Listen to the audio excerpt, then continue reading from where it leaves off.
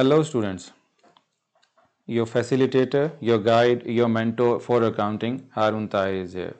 Today we're going to solve the paper which is February-March 2026. For this paper, this is IGCSE paper, this is IGCSE paper. For this paper you have 1 hour 15 minutes, and you will be having 35 MCQs to solve within that time period, and you have 35 MCQs to be solved within that time period. Now we're going to solve the questions one by one, and we'll explain step by step, how you will going to solve each and every MCQ, and we'll give some explanations where required as well. So we move on to the number one. What is the role of bookkeeper in providing information for monitoring progress and decision making? सो पूछना ये चाह रहा है वहाँ पे कि जी what are the role of book keeper, कि बुक कीपर का क्या रोल है. ठीक है, बुक कीपर का क्या रोल होगा. Book keeper, and there are two type of people who are doing financial statements, यानी कि फाइनेंशियल रिकॉर्डिंग. दो लोग काम कर रहे होते हैं. एक बुक कीपर होता है और एक अकाउंटर होता है, अकाउंटेंट होता है. बुक कीपर और अकाउंटेंट. बुक कीपर का काम है रिकॉर्डिंग करना, ट्रांजैक्शंस को रिकॉर्ड करना, डाटा इनपुट करना, ये सारा काम बुक कीपर का होता है. ठीक है, और बाकी का जितना मेन काम है वो अकाउंटेंट करता है, फाइनेंशियल स्टेटमेंट्स बनाना, उनका एनालिसिस करना, ये सारी चीज़ें. ठीक है, तो what is the role of book keeper, वो बुक कीपर का रोल पूछ रहा है कि बुक कीपर का क्या रोल है. ठीक है, तो बुक कीपर का रोल रेशोज निकालना नहीं है, ये तो अकाउंटेंट का काम है. प्रिपेयरिंग बुक्स ऑफ अकाउंट्स, हाँ जी, बुक्स ऑफ अकाउंट्स बनाना उसका काम है. Preparing statement of financial position, वो भी अकाउंटेंट का काम है. और प्रिपेयरिंग इनकम स्टेटमेंट, वो भी अकाउंटेंट का काम है. तो बेसिक जो चीज़ हमारे पास बुक कीपर की है, that is he has to prepare books of accounts. उसने बुक्स ऑफ अकाउंट्स बनानी है, उसने डाटा रिकॉर्ड करना है. ठीक है, so this is the first MCQ. Book keeper का क्या काम है, और बुक कीपर और अकाउंटेंट के काम सेपरेट है, मैंने आपको बता दिया. What is amount owed by business to its owner. ठीक है, कोई भी बिजनेस अपने ओनर को क्या चीज़ ओन करता है. ठीक है, ओनर ने बिजनेस में क्या इन्वेस्ट किया, ओनर ने बिजनेस में कैपिटल इन्वेस्ट किया हुआ, और वही कैपिटल जो है वो उसको बिजनेस ने वापस करना है, और वही कैपिटल बिजनेस ने ओनर को वापस करना है. तो हमारे पास इसमें क्या चीज़ आ जाएगी कि उसने कहा जी क्या चीज़ ओ करता है बिजनेस ओनर को वापस. तो एसेट्स ओ नहीं करता, वो तो हमने परचेज किए हैं. ड्राइंग्स तो ओनर खुद अपने लिए विड्रॉ कर लेता है. ओवरड्राफ्ट इज बैंक ओवरड्राफ्ट, तो लायबिलिटी है. तो कैपिटल इज द आइटम, मैंने आपको बता दिया कि कैपिटल वो आइटम है जो कि बिजनेस अपने ओनर को ओ करता है, and it is liable to pay it back. और वो अपने ओनर को वो पैसे वापस करने के लिए, रिटर्न करने के लिए लायबल है कि इतना पैसा उसने अपने ओनर को वापस करना है, इतना पैसा उसने अपने ओनर को वापस करना है. ठीक है, अब हमारे पास नंबर थर्ड एमसीक्यू आ गया. Where is the discount total for the payment side of the cash book is posted, कि डिस्काउंट का टोटल किस साइड पे चला जाएगा. ठीक है, डिस्काउंट का टोटल किस साइड पे जाएगा कैश बुक का जो आपने निकाला हुआ है पेमेंट साइड का. तो पेमेंट साइड पे जो हमारे पास डिस्काउंट होता है, एक तो वो हमारे पास डिस्काउंट रिसीव्ड होता है, डिस्काउंट अलाउड नहीं होगा पेमेंट साइड पे. ठीक, अब हमने ऑलरेडी पढ़ा हुआ है कि हमारे पास डिफरेंट टाइप्स ऑफ लेजर्स होते हैं. एक हमारे पास होता है सेल्स लेजर, एक होता है हमारे पास परचेजेस लेजर, और एक होता है हमारे पास जनरल लेजर. ठीक है, सेल्स लेजर. ठीक है, सेल्स लेजर में हमारे पास क्या होगा, सेल्स लेजर में सारे कस्टमर्स के अकाउंट होंगे. हमारे पास जितने भी हमारे कस्टमर्स हैं उनके 3 किस्म के लेजर्स हैं हमारे पास. Sales ledger, purchases ledger, and then sales ledger, purchases ledger, and then general ledger. अब जितने भी हमारे सप्लायर्स हैं उनके अकाउंट्स परचेजेस लेजर में होंगे. और फिर आ गया हमारे पास जनरल लेजर. अब जनरल लेजर में क्या होगा, बाकी के सारे ऑल अदर अकाउंट्स, बाकी के जितने भी अकाउंट्स हैं वो हमारे पास कहाँ पे आएंगे, बाकी के जितने भी अकाउंट्स हैं वो हमारे पास जनरल लेजर में आएंगे. बाकी के जितने भी अकाउंट्स हैं वो हमारे पास जनरल लेजर में आएंगे. बाकी के जितने भी अकाउंट्स हैं वो हमारे पास जनरल लेजर में आएंगे. तो एक हमारे पास, एक तो ये डिस्काउंट रिसीव्ड हो गया, और जाएगा कहाँ पे, जनरल लेजर में जाएगा. और जाएगा कहाँ पे, जनरल लेजर में जाएगा. तो हमारे पास डिस्काउंट रिसीव्ड और जनरल लेजर में से जाना है, तो option number A is the answer. Discount received है और जनरल लेजर में जाना है तो option A is the answer. Discount allowed तो है ही नहीं, ठीक है, डिस्काउंट अलाउड तो है ही नहीं। डिस्काउंट रिसीव्ड परचेजेज लेजर में नहीं जाता, मैंने आपको बता दिया। परचेज लेजर में सारे सप्लायर्स के अकाउंट होंगे और सेल्स लेजर में सारे हमारे क्रेडिट कस्टमर्स के अकाउंट होंगे, ठीक है। So option number A is the answer. Sales ledger में कस्टमर्स के अकाउंट, परचेजेज लेजर में सप्लायर्स के अकाउंट और बाकी सारे अकाउंट जनरल लेजर में जाएंगे। So they are 3 types of ledgers which are maintained by a business, which are sales ledger, purchases ledger and general ledger। फिर उसके बाद नेक्स्ट हमारे पास आ जाता है नंबर 4। नंबर 4 में क्या है हमारे पास, ने कहा कि जी ट्रांजैक्शन है, a cheque receive by T was subsequently dishonoured, कि हमने एक चेक रिसीव किया टी से और वो हमारे पास डिसऑनर हो गया, ठीक है। चेक रिसीव किया हमने टी से और वो डिसऑनर हो गया। अब डिसऑनर होने के बाद उसने क्या कहा, how would the dishonoured cheque be recorded in the books of accounts, कि ये डिसऑनर्ड चेक जो है वो बुक्स ऑफ अकाउंट्स में कैसे रिकॉर्ड होगा। जब हम किसी से चेक रिसीव करते हैं तो हम क्या करते हैं, cheque receive by T from M, M से हमने चेक रिसीव किया तो हम क्या करेंगे, एम को डेबिट कर देंगे और बैंक को हम चेक रिसीव करेंगे तो हम बैंक को डेबिट कर देंगे, हम बैंक को डेबिट करेंगे, रिसीट हो रही है हमारे पास, और एम को क्रेडिट कर देंगे, ठीक है। ये रिसीट साइड पे आ जाएगा।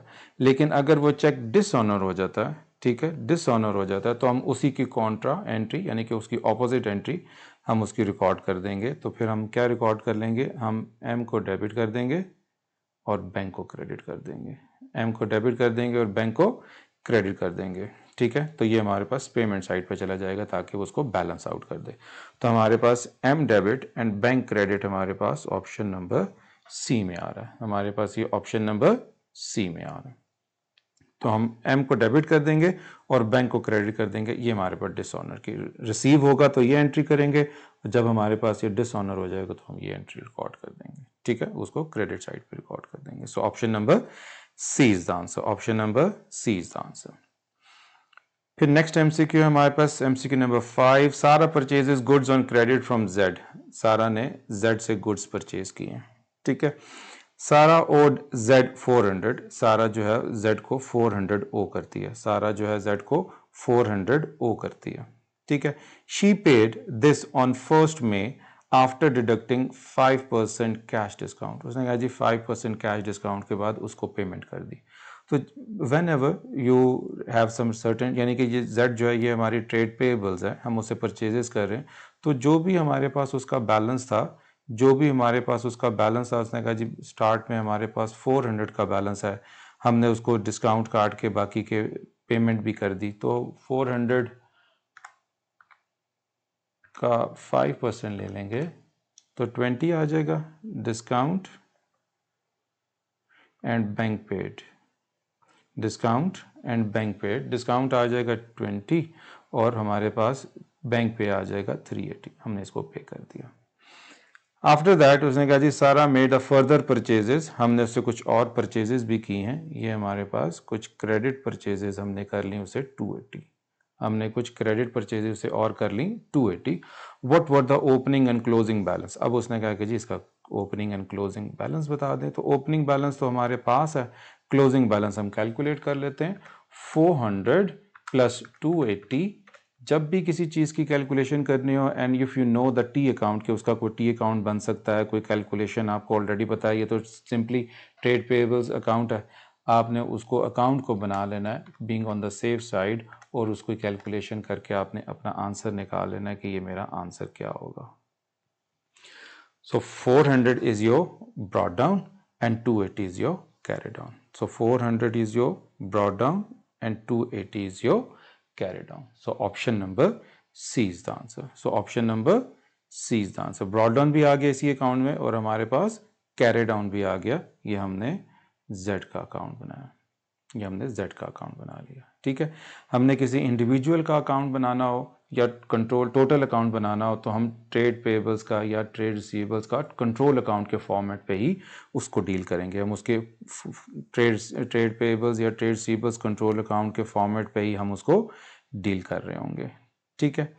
अब नेक्स्ट आ जाएगी हमारे पास MCQ नंबर 6 में क्या कहता है, which business documents are use to write up the sales journal and sales returns journal, कि कौन सा हमारे पास डॉक्यूमेंट है जो इसको यूज़ करेंगे। तो basically this is the source documents, के जो हम सोर्स डॉक्यूमेंट्स हैं, एक तो हमारे पास बुक्स ऑफ प्राइम एंट्रीज होती हैं, वो बुक्स ऑफ प्राइम एंट्रीज होती है और उनके हमारे पास सोर्स डॉक्यूमेंट्स भी होते हैं, कि बुक्स ऑफ प्राइम एंट्रीज भी हैं और उसके हमारे सोर्स डॉक्यूमेंट्स भी हैं, कि वो कहाँ से ट्रांजैक्शन स्टार्ट होती है, वो सोर्स डॉक्यूमेंट्स होते हैं। तो सेल्स जर्नल का सोर्स डॉक्यूमेंट जो है दैट इज इनवॉइस,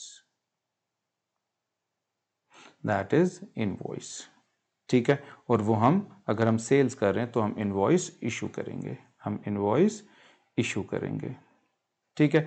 इसी तरह सेल्स रिटर्न का जो हमारे पास डॉक्यूमेंट है, सेल्स रिटर्न्स क्या है, हमारे ट्रेड रिसीवेबल्स, सिंपल करके समझाता हूँ, हमारे ट्रेड रिसीवेबल्स हैं वो हमें गुड्स वापस करते हैं। ट्रेड रिसीवेबल्स क्या है हमारे पास, ट्रेड रिसीवेबल्स हमारे एसेट्स होते हैं, ट्रेड रिसीवेबल्स हमारे डेबिट होते हैं, ट्रेड रिसीवेबल्स हमारे एसेट्स होते हैं और वो डेबिट होते हैं। तो जब हमसे उनसे कोई चीज़ वापस आएगी, हमें उनके अकाउंट को कम करना पड़ेगा, तो हम उनके अकाउंट को कम करने के लिए क्या करेंगे, हम उनके अकाउंट को, डेबिट को कम करने के लिए क्रेडिट करेंगे। तो हमारे पास जो इस पे नोट इशू होगा that will be credit note issued, that will be credit note issued, that will be credit note issued, that will be credit note issued। तो इनवॉइस इशू करेंगे और रिटर्न इनवर्ड्स के लिए क्रेडिट नोट इशू करेंगे। याद करने के लिए आपको बता दिए कि ट्रेड रिसीवेबल्स हमारे एसेट्स होते हैं, डेबिट होते हैं, तो डेबिट को कम करने के लिए क्रेडिट करेंगे, तो कौन सा नोट इशू करेंगे, क्रेडिट नोट इशू। तो हमारे पास इनवॉइस और क्रेडिट नोट इशूड, ये हमारे पास ऑप्शन नंबर बी में आ रहे हैं, invoice issued and credit note issued, तो ये हमारे पास ऑप्शन नंबर बी में आ रहे हैं, ठीक है। सो सोर्स डॉक्यूमेंट्स, हर एक का सोर्स डॉक्यूमेंट पता होना चाहिए। इसके बारे में मैंने बुक्स ऑफ प्राइम एंट्रीज की एक लेक्चर रिकॉर्ड किया हुआ है, आप उसको भी देख सकते हैं कि बुक्स ऑफ प्राइम एंट्रीज की हमारे पास क्या ट्रांजैक्शंस हैं और वो किस तरीके से रिकॉर्ड होगा, ठीक है।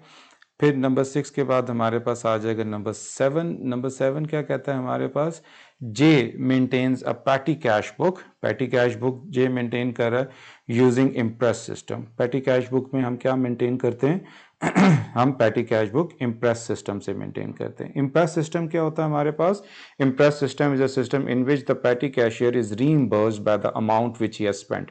जितना पैसा वो स्पेंड करेगा उतने ही उसको वापस रीइंबर्स हो जाएंगे। अब वो क्वेश्चन में उसने बताया होगा कि मंथ के स्टार्ट में, मंथ के एंड में कब रीइंबर्स होते हैं, वो क्वेश्चन पर डिपेंड करता है।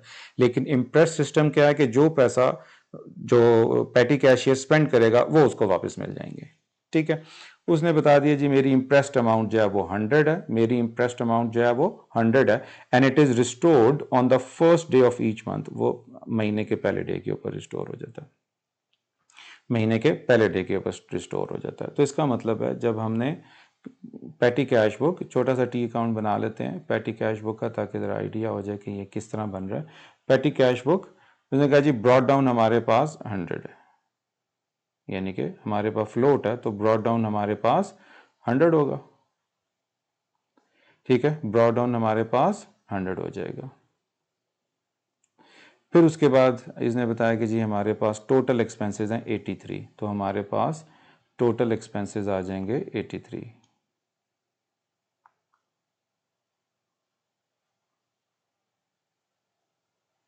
टोटल एक्सपेंसेस आ जाएंगे हमारे पास 83।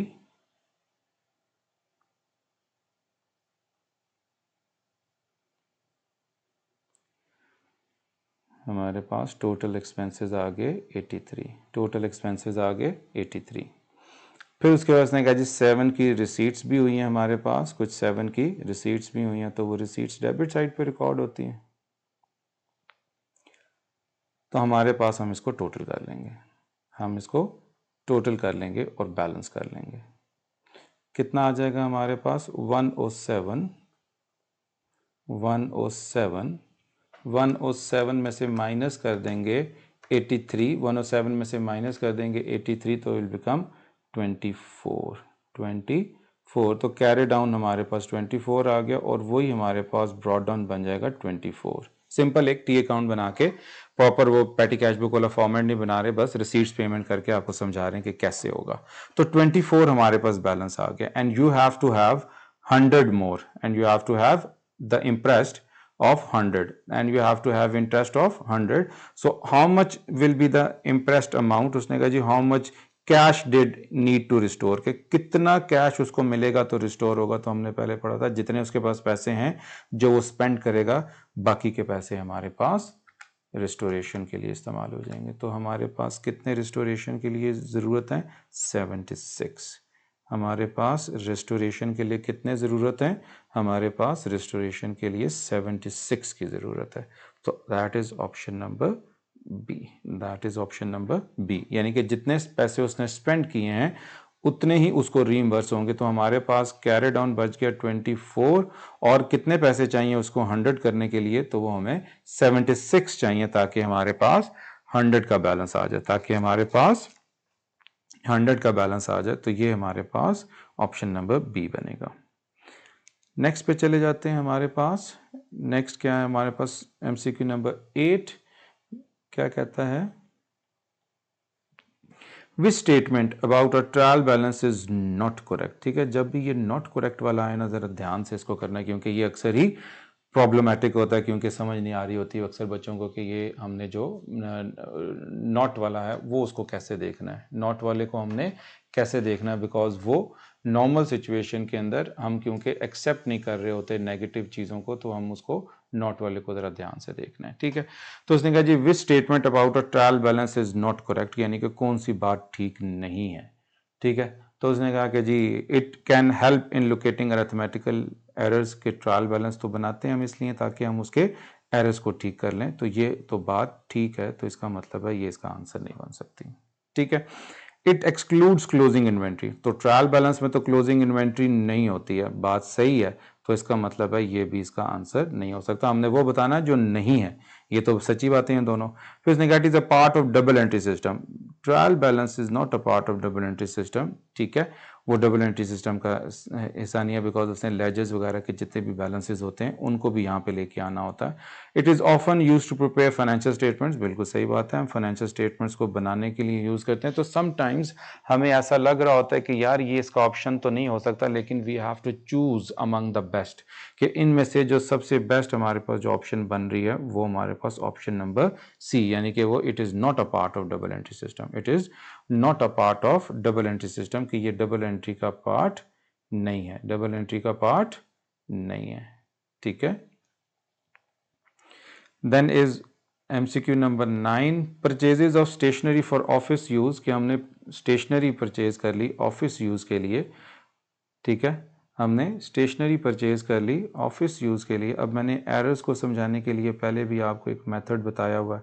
ठीक है, entry made, entry to be made and corrected entry, entry made, entry to be made and corrected entry. हम उसी मेथड को अप्लाई करके इसको ट्रांजैक्शन को सॉल्व करेंगे। अब उसने कहा जी purchase of stationery for office use, हमने स्टेशनरी परचेज की, was correctly entered in the petty cash book, वो तो बिल्कुल ठीक ठीक एंटर कर दी, but posted to the credit side of the purchases account in error, हमने परचेजेस के अकाउंट में क्रेडिट कर दिया, हमने परचेजेस के अकाउंट में क्रेडिट कर दिया गलती से 50, जबकि इसकी कोई ज़रूरत ही नहीं थी, यहाँ पे काम ही नहीं था इसका, इसका काम ही नहीं था यहाँ पे, इसकी कोई ट्रांजैक्शन ही नहीं थी, हमने इसको गलती से हमने इसको 50 से क्रेडिट कर दिया। देखा ना, परचेजेस को क्रेडिट कर दिया 50 से। होना क्या चाहिए था? होना चाहिए था हमारे पास स्टेशनरी को अकाउंट को डेबिट होना चाहिए था, स्टेशनरी को डेबिट होना चाहिए था 50 से, स्टेशनरी को डेबिट होना चाहिए था 50 से, क्योंकि पेमेंट की एंट्री उसने कहा ठीक कर दी हमने, पेमेंट की एंट्री उसने कहा हमने ठीक कर दी, पेमेंट की एंट्री उसने कहा हमने ठीक कर दी। ठीक है, अब who should be debited? Stationery should be debited, stationery should be debited 50, और परचेजेस को हमने गलती से डेबिट कर दिया, परचेजेस को हमने गलती से डेबिट कर दिया, सॉरी क्रेडिट कर दिया, तो उसको भी हम डेबिट करेंगे ताकि उसका अफेक्ट भी कैंसिल हो जाए, वो भी 50 से डेबिट हो जाएंगे, और फिर हमारे पास क्रेडिट साइड पे क्या आ जाएगा? सस्पेंस अकाउंट 100, सस्पेंस अकाउंट 100 आ जाएगा, सस्पेंस अकाउंट 100 आ जाएगा। ठीक है, हमने परचेजेस को गलती से क्रेडिट कर दिया, ठीक है, और स्टेशनरी को डेबिट किया ही नहीं, तो स्टेशनरी को तो डेबिट करना ही करना है और परचेजेस का अफेक्ट कैंसिल करने के लिए उसको भी डेबिट करना है, तो हमारे पास ये दोनों डेबिट आइटम आ जाएंगे, तो सस्पेंस में हमारे पास 100 चला जाएगा, तो option number A will be the answer, option number A will be the answer. ठीक है, तो ये जो मैंने आपको मेथड समझाया हुआ है इसके ऊपर मैंने लेक्चर भी रिकॉर्ड किया हुआ है, आप देख सकते हैं एरर्स के ऊपर। ठीक है, तो entry made, entry to be made और करेक्टेड एंट्री के 3 कॉलम्स बनाने और उसके थ्रू आपने इसको उस पर रिकॉर्ड करें तो आपके चांसेस ऑफ एरर कम हो जाएंगे। Then is MCQ number 10। MCQ number 10 आ गया हमारे पास। एमसीक्यू नंबर 10 क्या कहता है के income statement showed a gross profit, उसने कहा जी ग्रॉस प्रॉफिट है 24,000 का और प्रॉफिट फॉर द ईयर दे दिया 7,400 का। ठीक है, ग्रॉस प्रॉफिट बता दिया, प्रॉफिट फॉर द ईयर भी बता दिया। She later discovered the following errors, उसके कुछ एरर्स हो गए, बताया कि जी what is the case correct gross profit और प्रॉफिट फॉर द ईयर, यानी कि प्रॉफिट और ग्रॉस प्रॉफिट इन दोनों की करेक्शन करनी है हमने। ठीक है, नाउ इन दिस पार्ट देखना, एग्जामिनर हमसे ये देखना चाह रहा है कि क्या आपको पता है कि कौन से आइटम्स ग्रॉस प्रॉफिट को अफेक्ट करते हैं और कौन से आइटम्स जो हैं वो प्रॉफिट फॉर द ईयर को अफेक्ट करते हैं। तो अगर आपको क्लैरिटी है इसके बारे में कि कौन सी चीज़ें ग्रॉस प्रॉफिट से पहले आती हैं और कौन सी चीज़ें ग्रॉस प्रॉफिट के बाद आती हैं, तो फिर इस एमसीक्यू में मसला नहीं होना चाहिए। ठीक है, अब हम इसको लिख लेते हैं ग्रॉस प्रॉफिट, ग्रॉस प्रॉफिट और हमारे पास profit for the year, gross profit और profit for the year.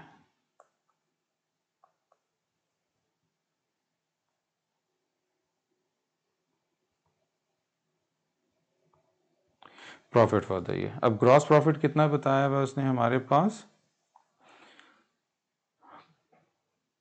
Gross profit is 24,000 and profit for the year, and profit for the year is how much? Profit for the year is 7,400.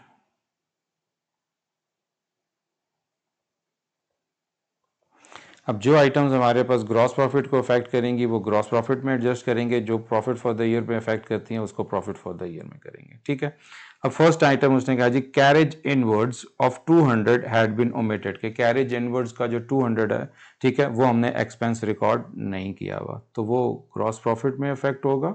तो ultimate जो हमारे पास profit for the year है उसमें भी record नहीं हुआ हुआ, तो इन दोनों में हम इसको 200 को कैरेज इनवर्ड को माइनस करेंगे, क्योंकि एक एक्सपेंस रिकॉर्ड नहीं हुआ हुआ, क्योंकि एक एक्सपेंस रिकॉर्ड नहीं हुआ हुआ।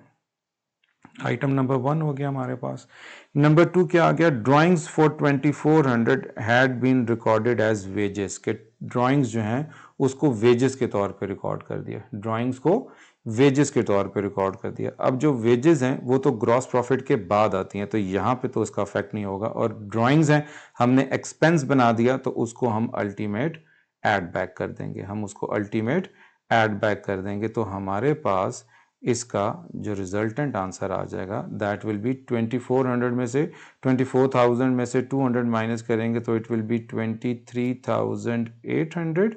23,800 हमारे पास ग्रॉस प्रॉफिट आ जाएगा, और प्रॉफिट फॉर द ईयर, और प्रॉफिट फॉर द ईयर कितना आ जाएगा 7,400 plus minus 200 plus 2,400, so this will be 9,600। तो हमारे पास ये 9,600 का प्रॉफिट फॉर द ईयर आ जाएगा, 9,600 का प्रॉफिट फॉर द ईयर आ जाएगा। तो अब इसमें हमारे पास कौन सा ऑप्शन बनता है, option number A is the answer, जिसमें ग्रॉस प्रॉफिट हमारे पास 23,800 और profit for the year is 9,600, तो ये हमारे पास option number A is the answer, ये हमारे पास option number A is the answer.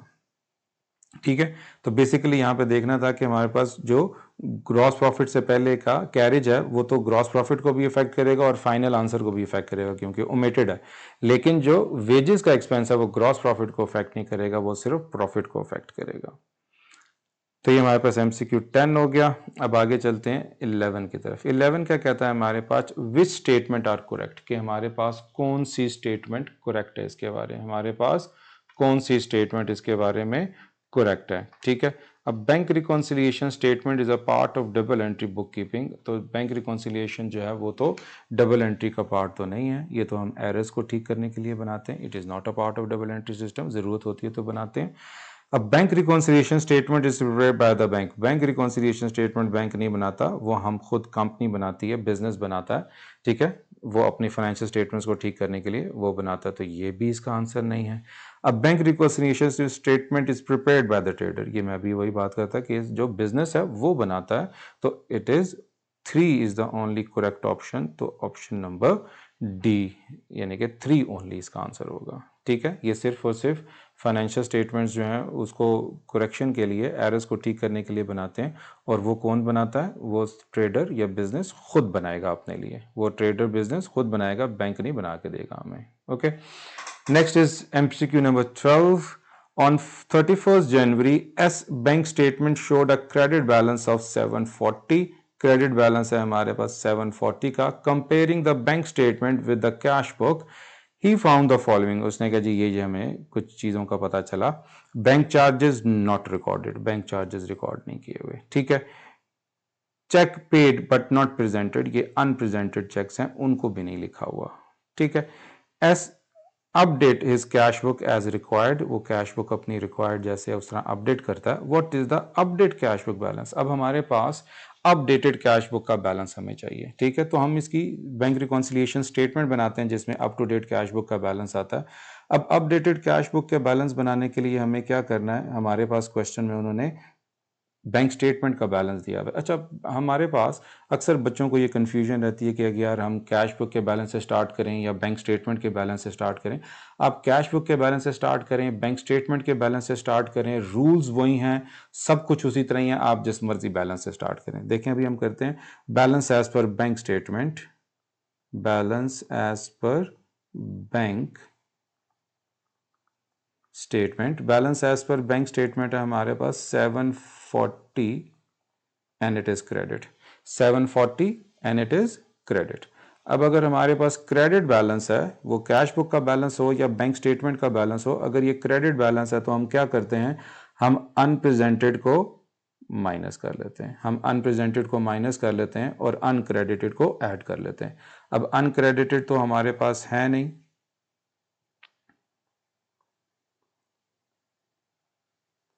Unrepresented को माइनस कर लेंगे और अनक्रेडिटेड को ऐड कर लेंगे, और बच जाएगा हमारे पास updated balance as per cash book. Updated balance as per cash book हमारे पास बच जाएगा, updated balance as per cash book हमारे पास बच जाएगा, ठीक है। अब अनक्रेडिटेड तो है नहीं, अनप्रेजेंटेड ही है हमारे पास, कितने हैं 150, और ये क्रेडिट है तो हम इसको सब्ट्रैक्ट करेंगे यहाँ पे, अगर ये डेबिट होता तो ऐड करते हैं, वही रूल जो हम नॉर्मल अप्लाई करते हैं। तो 740 माइनस कर देंगे 150, तो हमारे पास आ जाएगा 590, 590, और अगर ये क्रेडिट है तो ये डेबिट होगा, अगर वो क्रेडिट है तो ये डेबिट हो जाएगा, वो क्रेडिट है तो ये डेबिट हो जाएगा। और ये अपडेटेड कैश बुक का ही बैलेंस आता है, तो उसमें हमारे पास ये जो बैंक चार्जेस हैं ये उसमें ऑलरेडी एडजस्ट हो चुके हुए होंगे, कैश बुक में एडजस्ट होते हैं, ठीक है। बैंक चार्जेस कैश बुक का आइटम है, ये वहीं पे एडजस्ट होगा, ये बैंक रिकॉन्सिलिएशन स्टेटमेंट में एडजस्ट नहीं होगा। और वो हम जब इसका टी अकाउंट बनाते हैं तो उसमें से up to date cash book में बैंक चार्जेस वहां पे लिख के उसको एडजस्ट करके लेके आते हैं, ठीक है। तो ये हमारे पास एडजस्टेड बैलेंस ही है विच इज 590 डेबिट, तो हमारे पास option number A is the answer, ठीक है। बैंक चार्जेस जो हैं वो हमारे पास अपडेट कैश बुक में आते हैं, बैंक चार्जेस हमारे पास अपडेटेड कैश बुक में आते हैं, यहाँ पे नहीं आते, और वहां से जो कैरी डाउन आता है वो अपडेटेड बैलेंस ही होता है जो हम आगे ट्रांसफर करते हैं। तो ये हमारे पास अपडेटेड कैश बुक का बैलेंस है जो balance as per bank statement या बैंक रिकॉन्सिलिएशन स्टेटमेंट में जाता है, ठीक है। सो हमारे पास 590 option number A is the answer. फिर नंबर 13 पे चले जाते हैं। नंबर 13 क्या कहता है, what is the purpose of preparing a sales ledger control account. के सेल्स लेजर कंट्रोल अकाउंट हम किस लिए बनाते हैं, हमने इसके बहुत सारे यूजेस पढ़े हुए हैं कि नंबर 1 फाइनेंशियल स्टेटमेंट्स को प्रिपेयर करने में हेल्प करता है, debtor against fraud and errors है, ठीक है, compiled information at one place है, और क्या ना अरिथमेटिकल एक्यूरेसी को चेक करने के लिए बनाते हैं। तो सेल्स लेजर कंट्रोल अकाउंट के 4-5 इसके यूजेस हैं जो कि मैंने कंट्रोल अकाउंट के जो वीडियो है उसके अंदर आप उसको आगे फर्दर एलेबोरेटेड दे भी सकते हैं। ठीक है, अब कहता है जी हमारे पास सेल्स लेजर कंट्रोल अकाउंट के यूजेस क्या हैं, व्हाई डू वी प्रिपेयर। ठीक है, to identify irrecoverable debts, irrecoverable debts हम यहाँ से थोड़ी आइडेंटिफाई कर सकते हैं। ठीक है, to make fraud more difficult, कि हम फ्रॉड को मोर डिफिकल्ट बनाएं, हाँ ये पॉसिबल आंसर हो सकता है, ताकि क्योंकि सेल्स लेजर कंट्रोल अकाउंट में किसी भी चीज़ को रिकॉर्ड करने के लिए और ऑथेंटिकेट करने के लिए दो डिफरेंट लोग होते हैं। ठीक है, तो इसलिए यहाँ पे चांसेस बनते हैं कि हम फ्रॉड को कंट्रोल कर सकें यहाँ पे। ठीक है, टू प्रोवाइड द टोटल और to trade payable, sales ledger की बात हो रही है तो ट्रेड पेबल का काम ही नहीं यहाँ पे। To show the cash sales, cash sales तो आती ही नहीं है सेल्स लेजर कंट्रोल अकाउंट में, they are only for credit sales, तो ये ऑप्शन भी नहीं है, तो option number B is the answer. तो option number B is the answer, तो option number B is the answer. ठीक है, मूव करते हैं नेक्स्ट पे। नंबर 14, नंबर 14 में क्या हमारे पास, a trader entered the following items in the purchases ledger control account.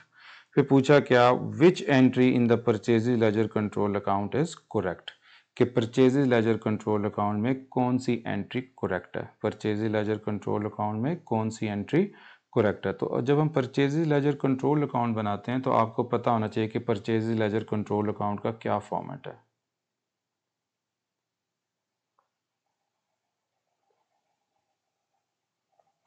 Purchases ledger control account का क्या फॉर्मेट है, तो हमारे पास अगर टोटल डिस्काउंट रिसीव्ड है तो डिस्काउंट रिसीव्ड किधर आता है हमारे पास, इसमें डेबिट साइड पे लिखते हैं, डिस्काउंट रिसीव्ड को हम डेबिट साइड पे लिखते हैं। Total interest charge on supplier, के जो इंटरेस्ट चार्ज है, interest on over due amount हमारे पास 15,000, ये क्रेडिट साइड पे आता है, interest on over due amount credit side पे लिखते हैं। फिर total of the purchases returns, purchases returns 19,200 है, ये परचेजेज रिटर्न्स हमारे पास डेबिट साइड पे हम कंट्रोल अकाउंट में लिखते हैं, परचेजेज रिटर्न्स इसको हम डेबिट साइड पे शो करते हैं।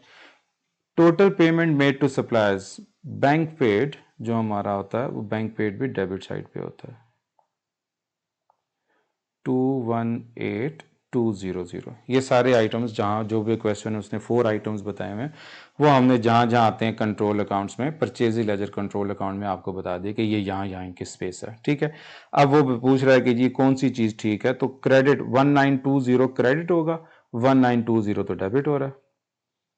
ठीक है, क्रेडिट 21800, 2180 क्रेडिट नहीं, ये तो बैंक पेड है, ये तो डेबिट आइटम है, डेबिट साइड पे आएगा। फिर डेबिट 12900, 129 यानी कि डिस्काउंट रिसीव के बारे में कह रहा है, तो ये हमारे पास ऑप्शन ठीक है क्योंकि ये डेबिट साइड पे ही आता है, वो डेबिट कह रहा है। और 15,000 जो इंटरेस्ट है वो उसने कहा कि डेबिट पे है, नहीं वो तो क्रेडिट पे आती है, तो option number C is your correct answer, option number C is your correct answer. Basically पूछना ये चाह रहा है कि कौन सी आइटम डेबिट है, कौन सी आइटम क्रेडिट होती है परचेज लेजर कंट्रोल अकाउंट में। आप परचेज लेजर कंट्रोल अकाउंट का फॉर्मेट बनाएं, आप परचेज लेजर कंट्रोल अकाउंट का फॉर्मेट बनाएं और उसमें जो जो चीज़ें डेबिट और क्रेडिट में आती हैं उसको वहां पे लिख दें। So that is option number C. फिर उसके बाद हमारे पास नंबर 15 आ जाता है। 15 क्या कहता है हमारे पास, a capital expenditure transaction was correctly treated as revenue, sorry incorrectly, कि हमारे पास एक कैपिटल एक्सपेंडिचर को हमने इनकोरेक्टली रेवेन्यू एक्सपेंडिचर बना दिया। ठीक है, यानी कि आपने किसी एसेट को एक्सपेंस बना दिया। अगर आपने किसी एसेट को एक्सपेंस बना दिया तो आपके जो एसेट्स हैं एक तो वो अंडरस्टेटेड है, आपके एसेट्स जो हैं वो अंडरस्टेटेड है। ठीक है, फिर आपके जो एक्सपेंसेस हैं वो ओवरस्टेटेड है, आपके एक्सपेंसेस जो हैं वो ओवरस्टेटेड हैं। अगर आपके एक्सपेंसेस ओवरस्टेटेड हैं तो आपका जो प्रॉफिट है वो अंडरस्टेटेड है, आपका जो प्रॉफिट है वो अंडरस्टेटेड है। ठीक है, आपने गलती से एक कैपिटल एक्सपेंस को एक रेवेन्यू एक्सपेंस बना दिया, यानी कि एसेट बनाना था एक्सपेंस बना दिया, तो जब एक्सपेंस बढ़ाएंगे तो प्रॉफिट कम होगा। अब ये हमसे पूछ रहा है कि प्रॉफिट फॉर द ईयर पे क्या इफेक्ट होगा, प्रॉफिट तो हमारा अंडरस्टेटेड है, प्रॉफिट तो हमारा अंडरस्टेटेड हो गया। ठीक है, और एसेट हमारा अंडरस्टेटेड है वो भी, तो नॉन करंट एसेट्स क्या हैं वो भी अंडरस्टेटेड है, तो option number D is the answer. तो option number D is the answer. ठीक है, अब बार बार मैं आपको पहले भी बता चुका हूं कि आपने किस चीज़ को देखना है कि what be the impact of this error on the financial statement, कि आपने इम्पैक्ट देखना है मिस्टेक का या उसकी करेक्शन देखनी है। तो इम्पैक्ट और करेक्शन दोनों में डिफरेंस होता है। ठीक है, तो आपने देखना है कि यार मैंने उस चीज़ का इम्पैक्ट बताना है या मैंने उसकी करेक्शन बतानी है, क्योंकि इम्पैक्ट और करेक्शन दोनों एक दूसरे के रिवर्स होते हैं। अगर वो कहता है इसको कैसे ठीक करेंगे, तो ये टोटल इसके रिवर्स ट्रांजैक्शन होती है कि एसेट्स को बढ़ाना पड़ता, एक्सपेंसेस को कम करना पड़ता और प्रॉफिट को बढ़ाना पड़ता। तो ये इसका करेक्शन है। आपने क्वेश्चन में देखना है कि वो आपसे इम्पैक्ट यानी कि वो अफेक्ट पूछ रहा है या आपसे उसकी करेक्शन पूछ रहा है, आपसे इम्पैक्ट पूछ रहा है या आपसे उसकी करेक्शन पूछ रहा है। ओके जी, next is MCQ number 16। MCQ number 16 क्या कहता है हमारे पास, a trader bought equipment costing 2000 on 1st January in year 1, it is depreciated at the rate of 45% using reducing balance method। reducing balance method से depreciation calculate कर रहा है। what journal entry would record the depreciation for the year ended 31st December, यानी कि year 2 की depreciation हमने निकालनी है, ईयर 2 की डेप्रिसिएशन हमने निकालनी है। तो ईयर 2 की डेप्रिसिएशन हम किस तरह निकालेंगे, सिंपल रिड्यूसिंग बैलेंस मेथड से हम इसकी डेप्रिसिएशन कैलकुलेट कर लेंगे और ईयर 2 की डेप्रिसिएशन निकाल लेंगे। कॉस्ट क्या है हमारे पास, cost is 2000, cost is 2000 less कर देंगे इसमें से depreciation 2000 multiply by 45%, 2000 multiply by 45%। तो 2000 को मल्टीप्लाई कर देंगे 45% से, will get 900। So after depreciation of the first year the value will be 1100। Value हमारे पास आ जाएगी 1100, कॉस्ट आ जाएगी ईयर 2 की। लेस कर देंगे फिर डेप्रिसिएशन फॉर द ईयर। अब रिड्यूसिंग बैलेंस मेथड है तो रिड्यूस्ड वैल्यू पर डेप्रिसिएशन चार्ज करेंगे which is 1100 and will multiply it by 45%। तो 1100 multiply by 45% will get 495। So depreciation for the year 2 is 495।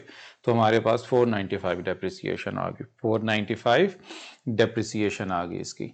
अब depreciation for the second year is 495, और जब हम डेप्रिसिएशन चार्ज करते हैं इनकम स्टेटमेंट में, तो इनकम स्टेटमेंट को हमेशा डेबिट करते हैं, इनकम स्टेटमेंट को हमेशा डेबिट करते हैं और प्रोविजन को क्रेडिट करते हैं। इनकम स्टेटमेंट को डेबिट करते हैं और प्रोविजन को क्रेडिट करते हैं। तो 495 डेप्रिसिएशन, इनकम स्टेटमेंट डेबिट होगा और प्रोविजन क्रेडिट होगी। तो हमारे पास option number A will be the answer, option number A will be the answer, option number A will be the answer.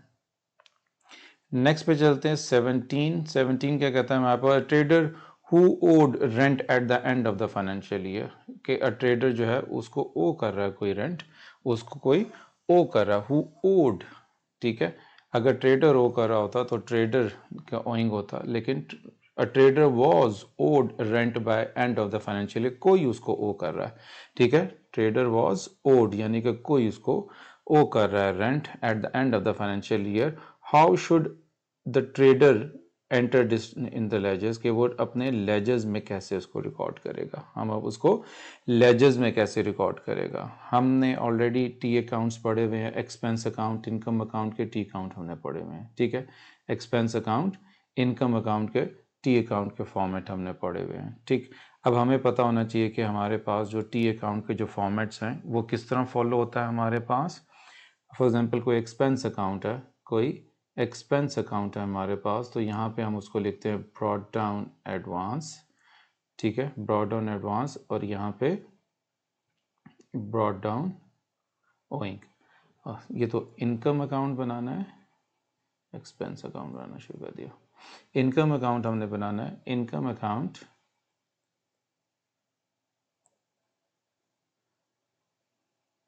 Brought down arrears, brought down advance, brought down arrears debit side पे, brought down advance credit side पे। फिर हमारे पास यहाँ पे carried down advance आ जाएगा और यहाँ पे कैरेट डाउन एरियर्स आ जाएगा। यहाँ पे हम लिखेंगे बैंक रिसीव्ड, यहाँ पे लिखते हैं बैंक रिसीव्ड, और इनकम स्टेटमेंट का हमारे पास यहाँ पे बैलेंस आ जाएगा। ठीक है, अब अकॉर्डिंग टू दिस वो हमारे पास पूछता है कि हम इसको कैसे रिकॉर्ड करेंगे।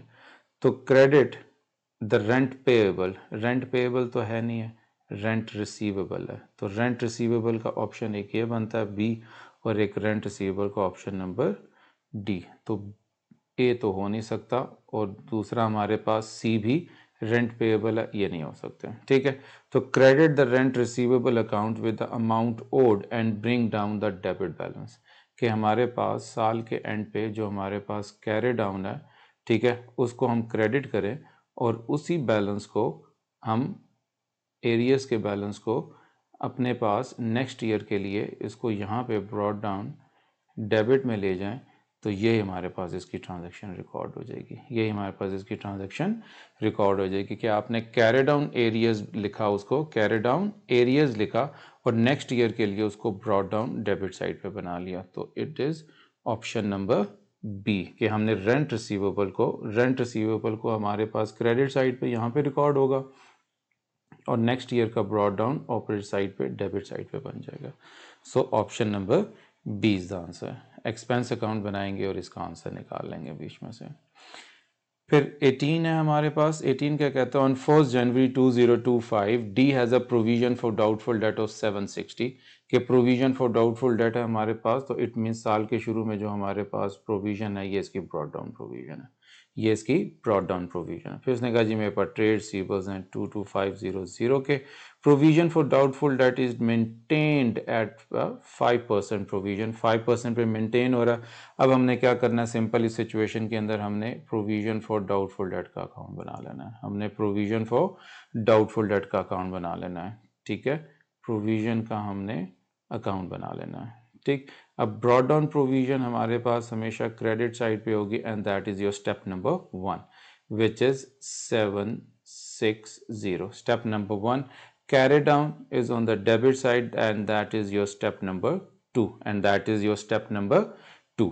अब कैरी डाउन में हम प्रोविजन जो कैलकुलेट करते हैं वो हमारी कैरी डाउन प्रोविजन होती है। कितने ट्रेड रिसीवेबल्स हैं, 22500। अगर इसमें इररिकवरेबल डेट 2 भी रिटर्न ऑफ कोई होता तो पहले उसको माइनस करते और फिर प्रोविजन निकालते, अभी फिलहाल नहीं है तो हम क्या करेंगे 22500 मल्टीप्लाई बाय 5% करेंगे, it will be 1125, it will be 1125, ये हमारी कैरी डाउन प्रोविजन आ जाएगी। अकाउंट को बैलेंस कर लेंगे 1125 माइनस कर देंगे 760, तो हमारे पास इनकम स्टेटमेंट में एक्सपेंस चला जाएगा, इनकम स्टेटमेंट में एक्सपेंस चला जाएगा 365, इनकम स्टेटमेंट में हमारे पास एज एन एक्सपेंस चला जाएगा 365। ठीक है, अब उसने पूछा, आगे पूछ कह रहा है what are the entries in the provision for doubtful debt account, वो हमसे provision for doubtful debt account की एंट्रीज का पूछ रहा है। ठीक है, रिमेंबर दैट, माइंड दैट, वो हमसे इसकी प्रोविजन फॉर डाउटफुल डेट की एंट्रीज का पूछ रहा है, किसी और अकाउंट में उसकी एंट्रीज की पोजीशन का नहीं पूछ रहा। तो वो कह रहा है जी balance carry down, balance carry down कहाँ पे आ रहा है, बैलेंस कैरी डाउन तो ये आ रहा है हमारे पास डेबिट साइड पे, और कितना है 1125, तो ये हमारे पास डेबिट 1125, ये ऑप्शंस बन गए हमारे पास 1125 डेबिट साइड पे। और फिर उसने कहा जी इनकम स्टेटमेंट का बैलेंस किस तरफ आ रहा है, इनकम स्टेटमेंट का बैलेंस तो क्रेडिट साइड पे आ रहा है, और कितना आ रहा है 365, तो 365 हमारे पास क्रेडिट साइड पे आ रहा है, 365 हमारे पास क्रेडिट साइड पे आ रहा है, तो ये हमारे पास ऑप्शन नंबर सी बन जाएगा, तो ये हमारे पास ऑप्शन नंबर सी बन जाएगा। ठीक है, एंड रिमेंबर दैट कि वो एंट्रीज कहाँ पे पूछ रहा है, provision for doubtful debt account में। उसने ये नहीं कहा कि इनकम स्टेटमेंट के अकाउंट में क्या बनता है, इनकम स्टेटमेंट के अकाउंट का पूछता तो ये तो एक्सपेंस बन रहा है, तो वो डेबिट होना चाहिए था, लेकिन फिलहाल यहाँ पे वो प्रोविजन फॉर डाउटफुल डेट के अकाउंट में पूछ रहा है कि प्रोविजन फॉर डाउटफुल डेट के अकाउंट में ये जो ट्रांजेक्शन है ये किस साइड पे जा रही है। ठीक है, तो हमने उसी के accordingly provision for doubtful debt के अकाउंट के अकॉर्डिंगली उसको हमने बता दिया कि ये डेबिट में है, कैरी डाउन्स और इनकम स्टेटमेंट का बैलेंस हमारे पास क्रेडिट साइड पे जा रहा है। So option number C is the correct answer.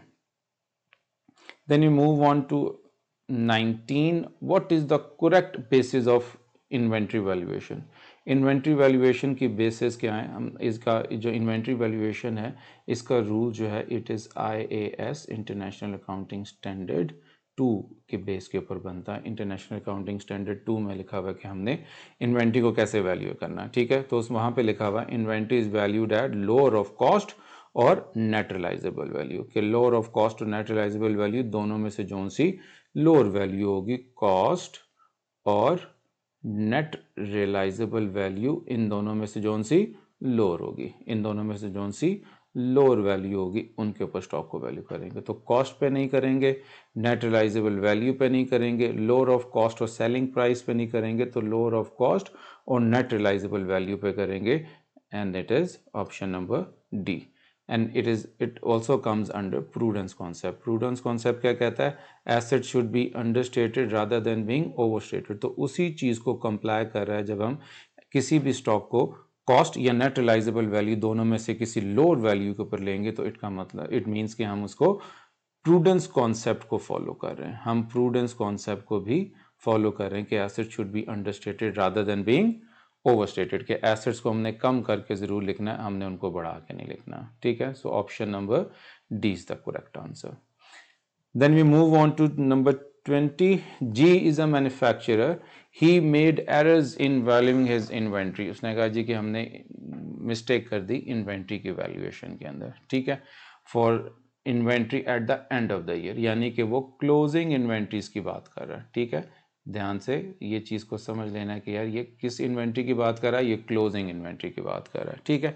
अब क्लोजिंग इन्वेंट्री का हमारे कॉस्ट ऑफ सेल्स के साथ और हमारी इन प्रॉफिट के साथ रिलेशन डिफरेंट है। अब देखते हैं वो क्या चीज़ पूछता है। His work in progress was understated by 2000 and his inventory of finish goods was overstated by 3500। what was the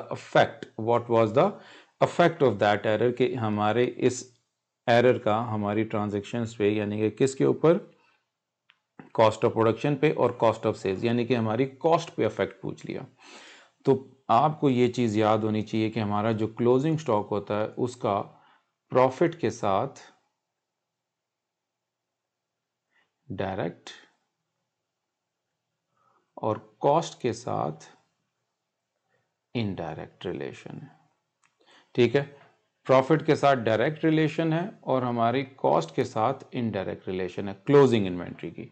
closing inventory का प्रॉफिट के साथ डायरेक्ट रिलेशन, यानी कि स्टॉक बढ़ेगा तो प्रॉफिट भी बढ़ेगा, स्टॉक कम होगा तो प्रॉफिट भी कम होगा।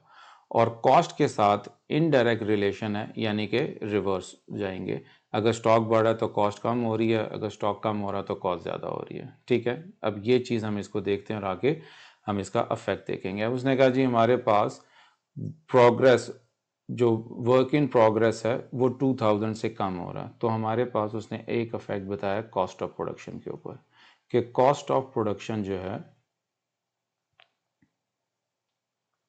अब कॉस्ट ऑफ प्रोडक्शन क्योंकि वो वर्क इन प्रोग्रेस से रिलेट करता है, उसने कहा जी वर्क इन प्रोग्रेस जो है वो अंडरस्टेटेड हो गया, ठीक है।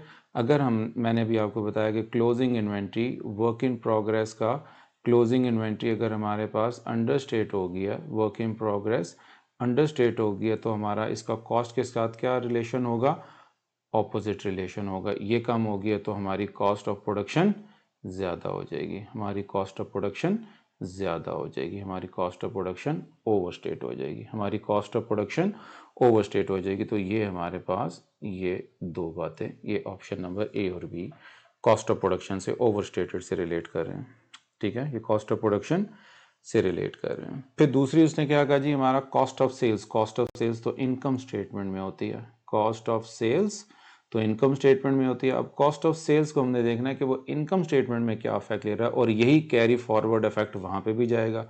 इट मीन्स हमारी वर्क इन प्रोग्रेस जो है वो 2000 से कम है, तो हमारा जो वहाँ पे जो कॉस्ट है वो भी 2000 का इफेक्ट लेके जाएगी आगे फर्दर, यानी कि वो 2000 से अंडरस्टेटेड है, सॉरी 2000 से ओवरस्टेटेड है, 2000 से ओवरस्टेटेड है, ठीक है। कॉस्ट ऑफ प्रोडक्शन जो है वो 2000 से ओवरस्टेटेड है।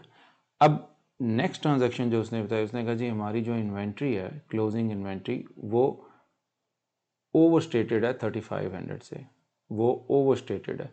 अगर वो ओवरस्टेटेड है तो हमारी कॉस्ट ऑफ सेल्स अंडरस्टेटेड है, तो हमारी कॉस्ट ऑफ सेल्स अंडरस्टेटेड है, 3500 से हमारी कॉस्ट ऑफ सेल्स अंडरस्टेटेड है।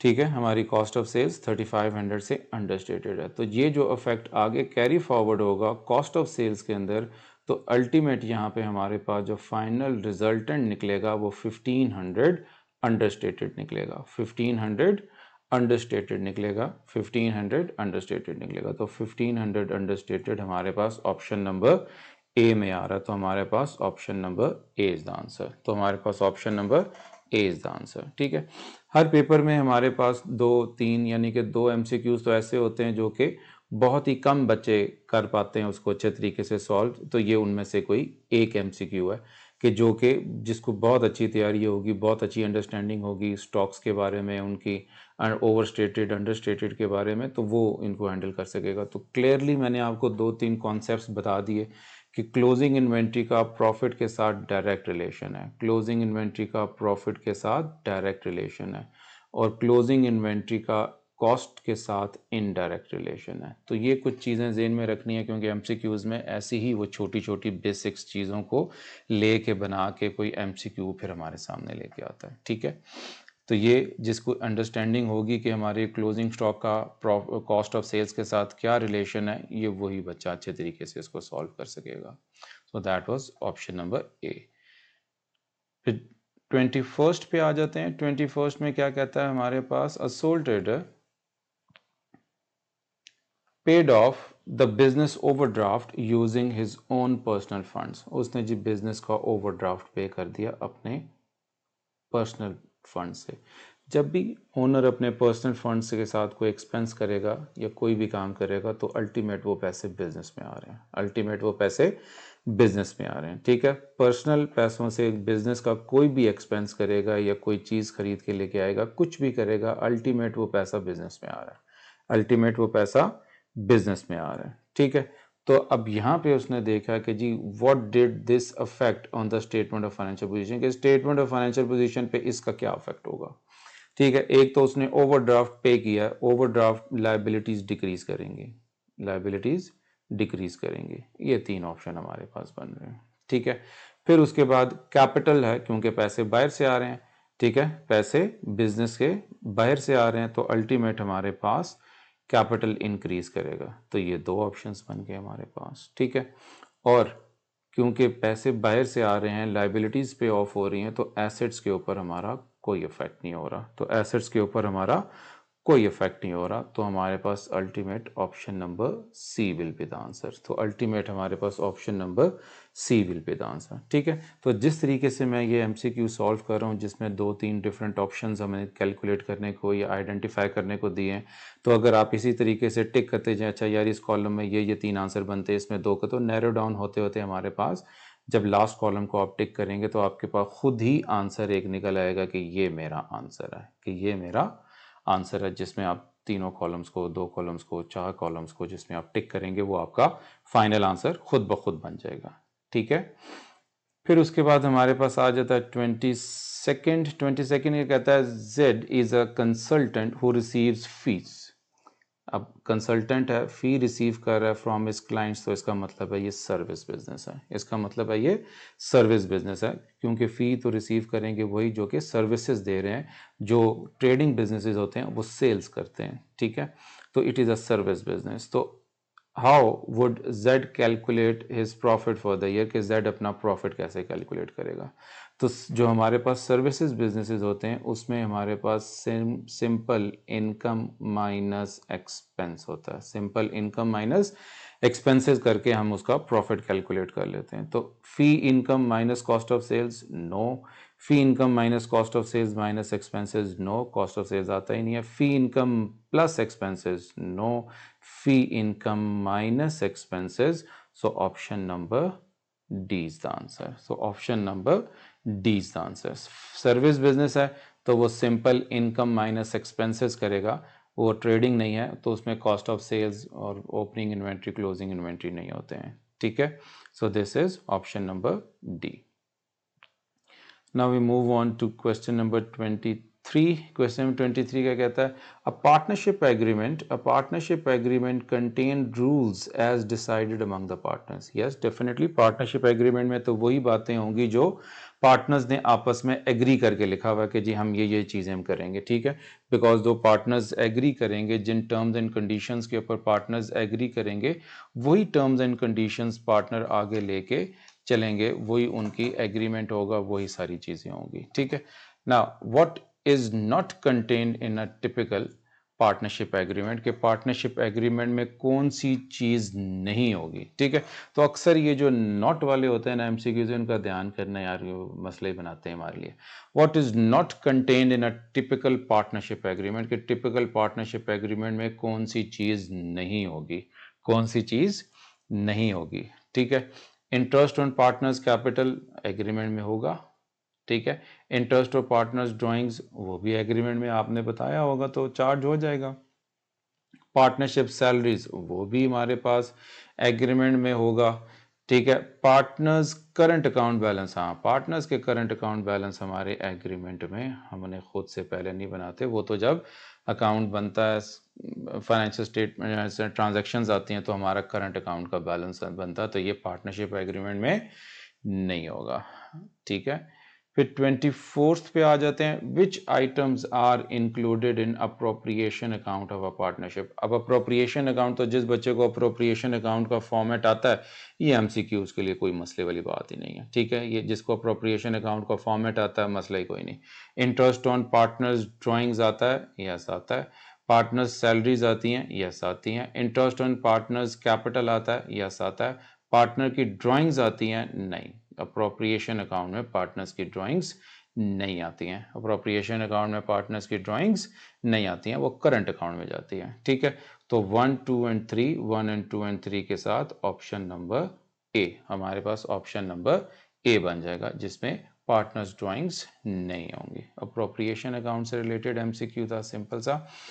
फिर 25th आ गया, which statement describes the benefit of a limited company, ठीक है। कौन सी स्टेटमेंट लिमिटेड कंपनी का बेनिफिट आइडेंटिफाई करती है, ठीक है। लिमिटेड कंपनीज का बेनिफिट आइडेंटिफाई करती है। पढ़ते हैं number 1, a share holder is in a company risk losing only their personal possessions. Limited companies के अंदर तो लाइबिलिटी भी लिमिटेड होती है, तो पर्सनल पोजेशंस का तो मसला ही कोई नहीं है, ठीक है। A shareholder in a company risk losing only the amount they agree to pay, यानी कि जितनी उनकी इन्वेस्टमेंट होगी, जितनी उसकी इन्वेस्टमेंट होगी उतने ही उसको नुकसान हो सकता है, उसको उससे ज़्यादा नहीं हो सकता, क्योंकि लिमिटेड कंपनीज में लिमिटेड लायबिलिटी होती है, लिमिटेड लायबिलिटी होती है, इसलिए वो अपनी पर्सनल बिलोंगिंग्स तक तो बात ही नहीं जाती, जितना इन्वेस्टमेंट की है उतना ही नुकसान हो सकता है, उससे ज़्यादा नहीं। सोल ट्रेडर की तो बात ही नहीं हो रही, लिमिटेड कंपनी की बात हो रही है, तो हमारे पास option number B is the answer, हमारे पास option number B is the answer, कि हम उतने ही लॉस हो सकता है हमें जितना हमने पैसा इन्वेस्ट किया हुआ है, जितना हमने पैसा इन्वेस्ट किया हुआ है हमें उतना ही लॉस हो सकता है, उससे ज़्यादा नहीं हो सकता। Then is 26, at the start of its financial year a limited company, एक limited company has the following balances, उसने कहा जी ये following balances हैं, कैलकुलेशन वाली चीज़ है तो पढ़ लेते हैं पूरा सारे। Profit for the year was, ordinary share दिया हुआ है, रिटेन्ड अर्निंग दिया हुआ है, जनरल रिजर्व दिया हुआ है। Profit for the year was 38,000. During the year, a dividend of 4% was paid and 8,000 was transferred to general reserve. What was the total equity? अच्छा, हमने इक्विटी कैलकुलेट करनी है। अब इक्विटी कैलकुलेट करने के लिए हमें इसको थोड़ा सी कैलकुलेशन करनी पड़ेगी। हमारे पास क्या हो जाएगा, हमारे पास ordinary share capital, ordinary share capital है हमारे पास 250,000, ऑर्डिनरी शेयर कैपिटल इज 250,000। फिर रिटेन्ड अर्निंग्स, रिटेन्ड अर्निंग्स है हमारे पास कितनी है 75,000, रिटेन्ड अर्निंग्स है हमारे पास 75,000, और जनरल रिजर्व है हमारे पास क्वेश्चन में दिया हुआ 18,000।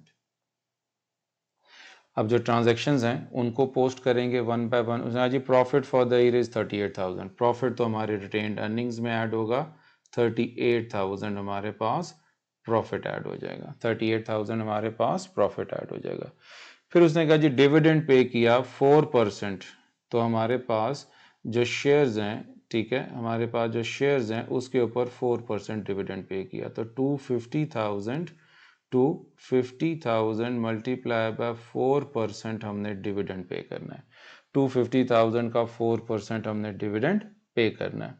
फिर उसने कहा जी 8,000 was transfer to general reserve, और 8,000 हमने जनरल रिजर्व में ट्रांसफ़र किया, तो यहाँ से 8,000 माइनस होगा, ठीक है, ये भी माइनस हो रहा है, डिविडेंड भी माइनस होगा क्योंकि पेमेंट हो रही है, ठीक है, डिविडेंड भी माइनस होगा क्योंकि पेमेंट है, और वहाँ से जनरल रिजर्व का जो पेमेंट है वो वहाँ से माइनस होगी, और जनरल रिजर्व में 8,000 ऐड हो जाएगी, और जनरल रिजर्व में 8,000 ऐड हो जाएगी, और यहाँ पे हम इसका फाइनल आंसर निकाल लेंगे, ठीक है।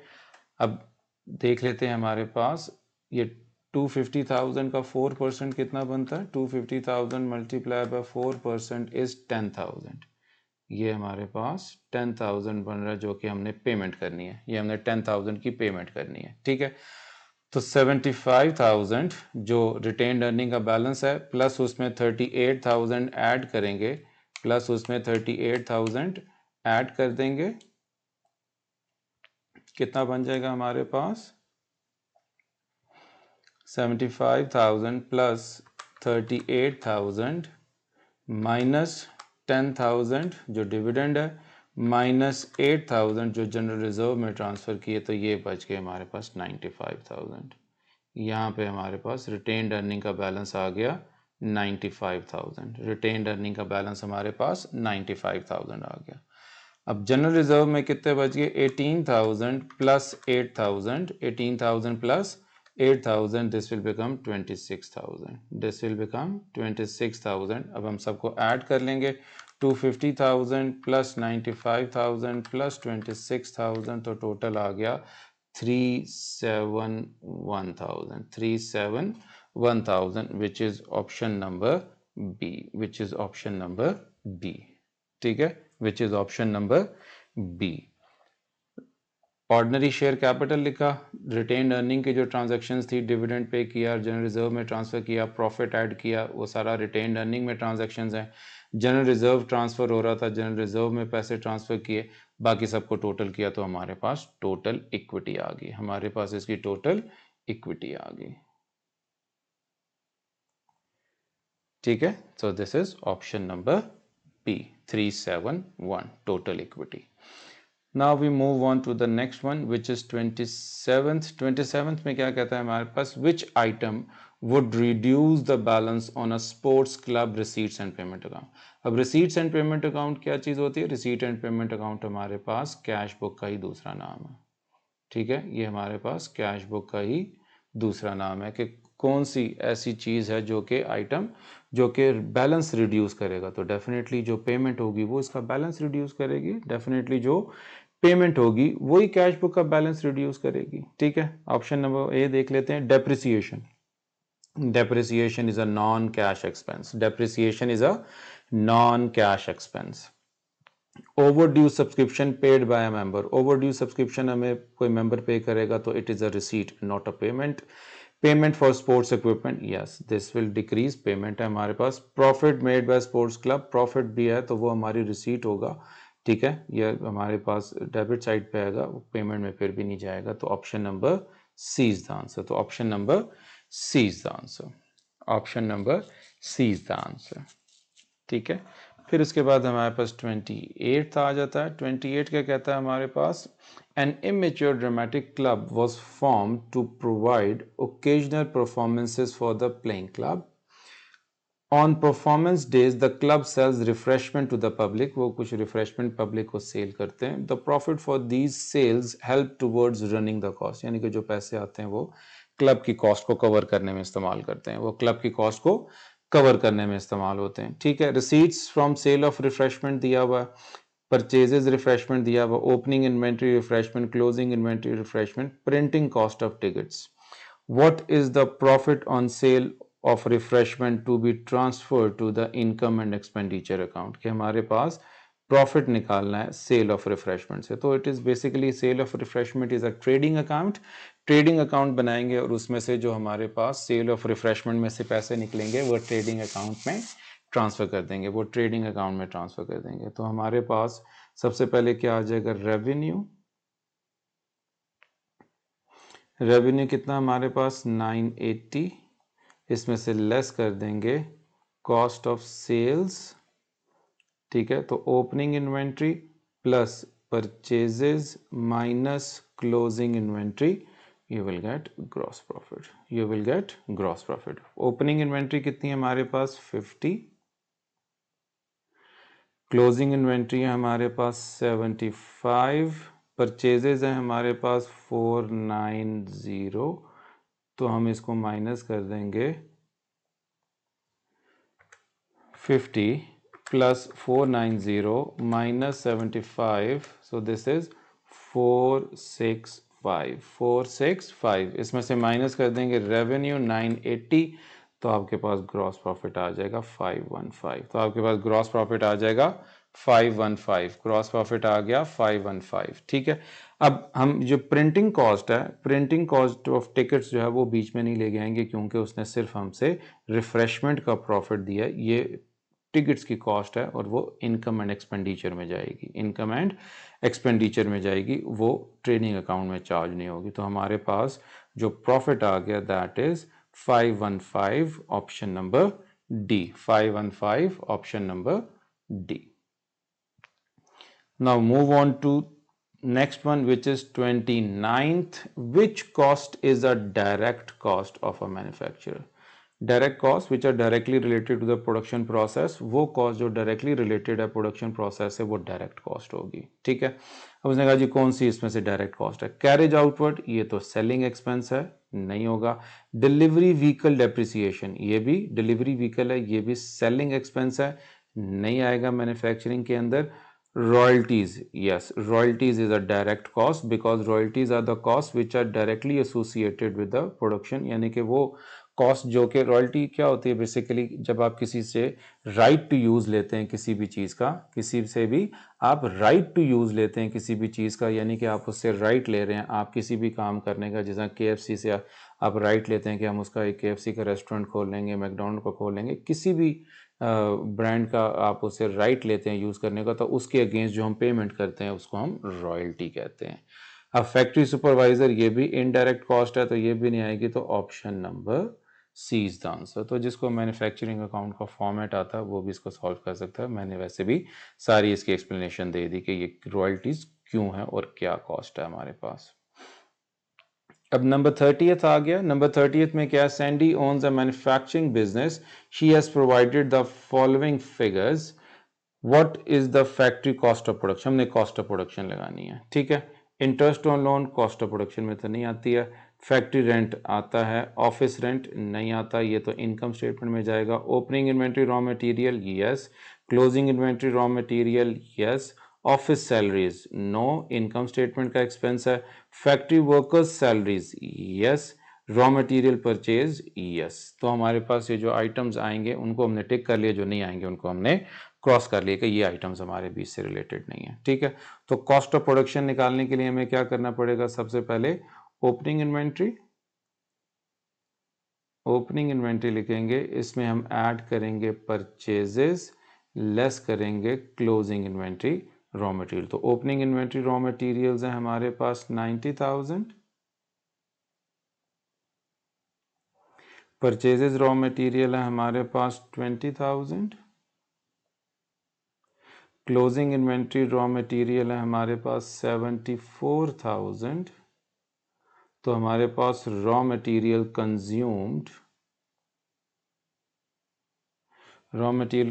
आ जाएगा हमारे पास हाउ मच, 90 प्लस 20 माइनस 74, ये आ जाएगा 36, ये आ जाएगा हमारे पास 36, ठीक है। ये रॉ मटेरियल कंज्यूम्ड आ गया, ये हमारे पास रॉ मटेरियल कंज्यूम्ड आ गया। अब रॉ मटेरियल कंज्यूम के बाद हमारे पास क्या चीज़ आएगी इसके अंदर, हमने ये आइटम्स लिख लिया, फिर उसके बाद ऑफिस स्टाफ सैलरीज नहीं आएंगी, वर्कर्स, फैक्ट्री वर्कर्स ऐड करेंगे यहाँ पे, फैक्ट्री वर्कर्स की सैलरीज, फैक्ट्री वर्कर्स की सैलरी कितनी है हमारे पास 15,000, ठीक है। तो ये हमारे पास आ जाएगी प्राइम कॉस्ट 36 प्लस 15 इज 51,000, ये हमारी प्राइम कॉस्ट आ जाएगी 51,000। फिर इसमें हम ऐड कर लेंगे factory rent which is 10,000, factory rent add कर लेंगे विच इज़ 10,000, तो हमारे पास this will become 61,000, this will become 61,000। तो हमारे पास कॉस्ट ऑफ प्रोडक्शन हमारे पास कितनी आ जाएगी? Cost of production will be 61,000, cost of production will be 61,000। तो हमारे पास option number B will be the answer, हमारे पास option number B will be the answer. ठीक है, तो जितने भी हमारे पास प्रोडक्शन कॉस्ट से रिलेटेड एक्सपेंसेस थे उनको ऐड किया, जो नहीं थे उनको हमने सब्ट्रैक्ट बीच में से इंक्लूड ही नहीं किया। ठीक, फिर उसके बाद नंबर 31 आ जाता है हमारे पास। ने कहा जी trader provide the following information. अब उसने कहा जी क्रेडिट सेल्स निकाल के देनी है, तो क्रेडिट सेल्स निकालनी है तो सीधा सीधा हमें इसका ट्रेड रिसीवेबल्स कंट्रोल अकाउंट बनाना पड़ेगा, हमें ट्रेड रिसीवेबल्स कंट्रोल अकाउंट बनाना पड़ जाएगा। ट्रेड रिसीवेबल्स कंट्रोल अकाउंट बनाते हैं और मिसिंग फिगर्स निकालेंगे। ठीक है,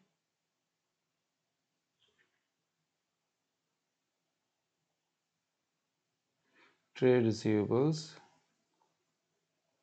control account, trade receivables control account. अब ट्रेड रिसीवेबल्स हमारे एसेट्स हैं तो ब्रॉट डाउन डेबिट साइड पे होगा।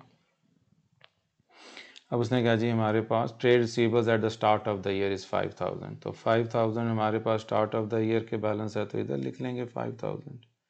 फिर उसने कहा जी trade receivables at the end of the year, तो कैरी डाउन है हमारे पास, वो 8500 आ जाएगा। फिर उसके बाद है जी बैंक रिसीव्ड, बैंक रिसीव्ड हमारे पास आ जाता है क्रेडिट साइड पे विच इज़ 34,700, ये आ जाएगा। फिर उसने कहा जी इररिकवरेबल डेट्स रिटर्न ऑफ 200 हमारे पास, irrecoverable debt to be written off है हमारे पास, इररिकवरेबल डेट्स, इररिकवरेबल डेट्स आ जाएगा 200। फिर उसके बाद हमारे पास डिस्काउंट अलाउड,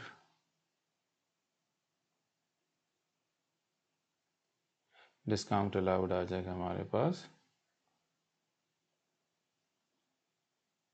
185। अब वो कहता है जी हमारे पास निकाल क्या दें क्रेडिट सेल्स, तो अकाउंट को बैलेंस करेंगे और जो बैलेंसिंग फिगर होगी वो हमारी क्रेडिट सेल्स होगी, और जो बैलेंसिंग फिगर होगी वो हमारी क्रेडिट सेल्स होंगी। ठीक है, एडअप कर लेते हैं 34700 प्लस 200 प्लस 185 प्लस 8500, तो ये बन गया हमारे पास 43,585, 43,585 माइनस कर देंगे 5,000, तो हमारे पास क्रेडिट सेल्स आ जाएंगी 38,585, 38,585 हमारे पास क्रेडिट सेल्स आ गई। सो this is your answer, so this is your answer 38,585, so it is option number D, so it is option number D। Trade receivables control account बनाना है और क्रेडिट सेल्स निकालनी है बीच में से। ठीक है, कोई तो मुश्किल काम नहीं है, फॉर्मेट याद हो तो इजीली सॉल्व हो जाएगा। फिर 32 पे चलते हैं। 32 क्या कहता है हमारे पास, D provided the following information about the assets and liabilities. D current ratio, उसने कहा जी करंट रेशो निकालनी है। करंट रेशो कैसे निकालते हैं? Current assets over current liabilities. अब हमने देखना है इनमें कौन कौन से करंट एसेट्स हैं और कौन कौन सी करंट लायबिलिटीज हैं। ठीक है, bank overdraft is a current liability, cash current asset है हमारे पास, इन्वेंट्री भी करंट एसेट है हमारे पास, लॉन्ग टर्म लोन नहीं आता, करंट नहीं है, लॉन्ग टर्म है। फिर ट्रेड पेबल्स हमारे पास करंट लायबिलिटीज़ हैं, ट्रेड रिसीवेबल्स हमारे पास करंट एसेट्स हैं। ठीक है, तो सिंपली हमने क्या करना है, करंट रेशो के लिए, करंट रेशो के लिए करंट एसेट्स और वो करंट लायबिलिटीज़ कर देंगे, current assets over current liabilities कर देंगे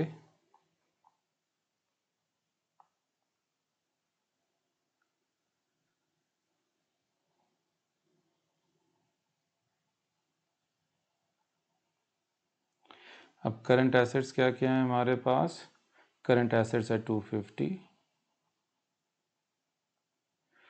फिर 250 के बाद हमारे पास 2350, ये भी करंट एसेट है हमारे पास, फिर 1350 भी करंट एसेट है।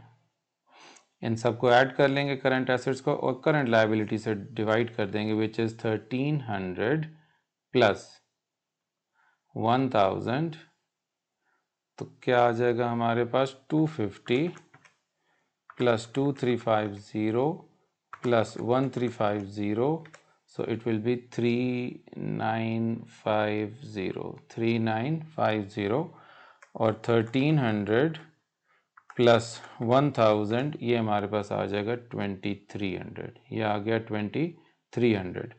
तो 3950 divided by 2300, so we'll get 1.72 is to 1, 1.72 is to 1.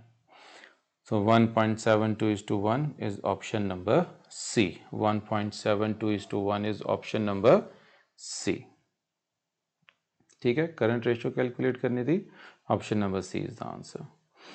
Then is 33rd, a company provide the following information about rate of inventory turnover. Rate of inventory turnover उसने कहा जी year 1 में 24 times है, year 2 में 25 times है, year 3 में 27 times है। Inventory turnover का formula क्या है हमारे पास, इन्वेंट्री टर्नओवर का फॉर्मूला हमारे पास cost of sales over average inventory, cost of sales over average inventory. ठीक है, अब दो रीजंस हो सकते हैं इसके बढ़ने के, which would explain the change in the ratio, कि कौन सी चीज़ एक्सप्लेन कर रही है कि इसमें रेशो में जो चेंज आ रहा है।